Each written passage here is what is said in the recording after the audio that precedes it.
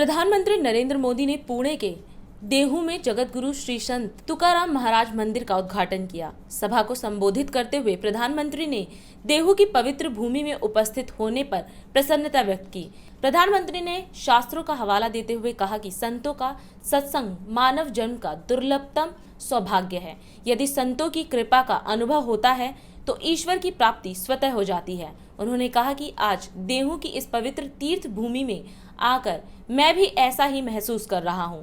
प्रधानमंत्री ने आगे कहा, देहू का शिला मंदिर न केवल भक्ति की शक्ति का केंद्र है बल्कि भारत के सांस्कृतिक भविष्य का मार्ग भी प्रशस्त करता है। मैं इस पवित्र स्थान के पुनर्निर्माण के लिए मंदिर ट्रस्ट और सभी भक्तों का आभार व्यक्त करता हूँ। भगवान विट्ठल और सभी वारकरी संतों के चरणों में मेरा कोटि कोटि वंदन। हमारे शास्त्रों में कहा गया है कि मनुष्य जन्म में सबसे दुर्लभ संतों का सत्संग है। संतों की कृपा अनुभूति हो गई तो ईश्वर की अनुभूति अपने आप हो जाती है। आज देहू की इस पवित्र तीर्थ भूमि पर मुझे यहां आने का सौभाग्य मिला और मैं भी यहां वही अनुभूति कर रहा हूं। देहू संत शिरोमणि जगतगुरु तुकाराम जी की जन्मस्थली भी है, कर्मस्थली भी है। देहू में भगवान पांडुरंग का नित्य निवास भी है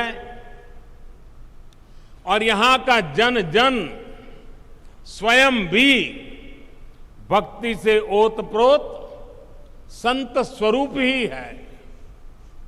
इसी भाव से मैं देहू के सभी नागरिकों को, मेरी माताओं बहनों को आदरपूर्वक नमन करता हूं। अभी कुछ महीने पहले ही मुझे पालकी मार्ग में 2 राष्ट्रीय राजमार्ग को 4 लेन करने के लिए शिलान्यास का अवसर मिला था।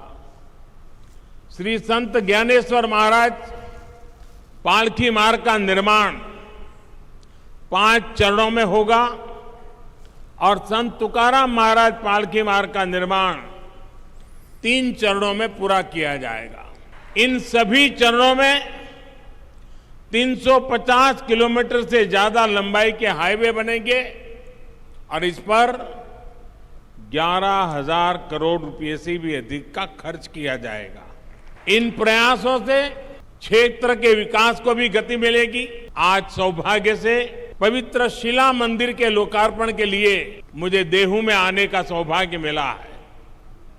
जिस शिला पर स्वयं संत तुकाराम जी ने 13 दिनों तक तपस्या की हो, जो शिला संत तुकाराम जी के बोध और वैराग्य की साक्षी बनी हो, मैं मानता हूं कि वो सिर्फ शिला नहीं, वो तो भक्ति और ज्ञान की आधारशिला स्वरूप है।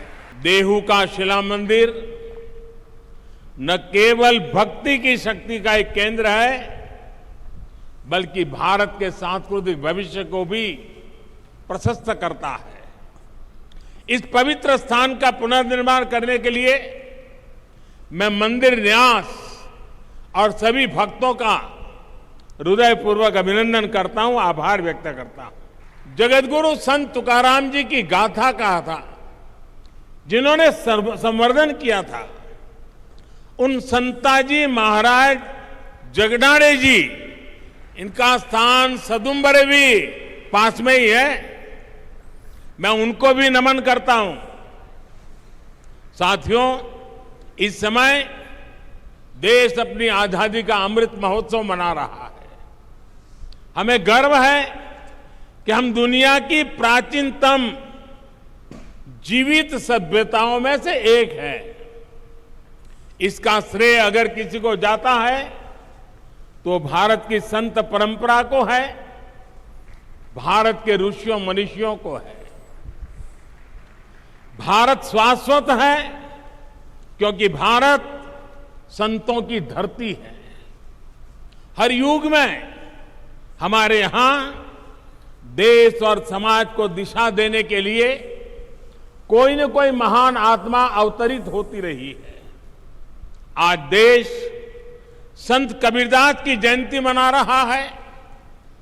ये संत ज्ञानेश्वर महाराज, संत निवृत्तिनाथ महाराज, संत सोपन देव और महान आदिशक्ति मुक्ताबाई जैसे संतों की समाधि का 725वां वर्ष भी है। ऐसी महान विभूतियों ने हमारी शाश्वतता को सुरक्षित रखकर भारत को गतिशील बनाए रखा। संत तुकाराम जी को तो संत बहनाबाई ने संतों के मंदिर का कलश कहा है। उन्होंने कठिनाई और मुश्किलों से भरा जीवन जिया। अपने समय में उन्होंने अकाल जैसी परिस्थितियों का सामना किया। संसार में उन्होंने भूख देखी, भूखमरी देखी। दुख और पीड़ा के ऐसे चक्र में जब लोग उम्मीद छोड़ देते हैं, तब संत तुकाराम जी समाज ही नहीं बल्कि भविष्य के लिए भी आशा की किरण बनकर उभरे। 22 वर्षों से प्रकाशित मदर इंडिया पत्रिका पढ़ते रहे देश दुनिया की खबरों के लिए।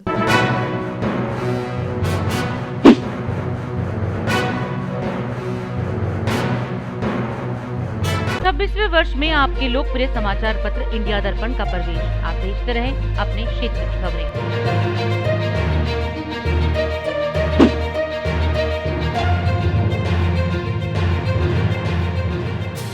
और अधिक खबरों के लिए आप हमारे YouTube चैनल दैनिक इंडिया दर्पण को अभी सब्सक्राइब करें और नोटिफिकेशन के लिए बेल आइकन को प्रेस करना ना भूलें।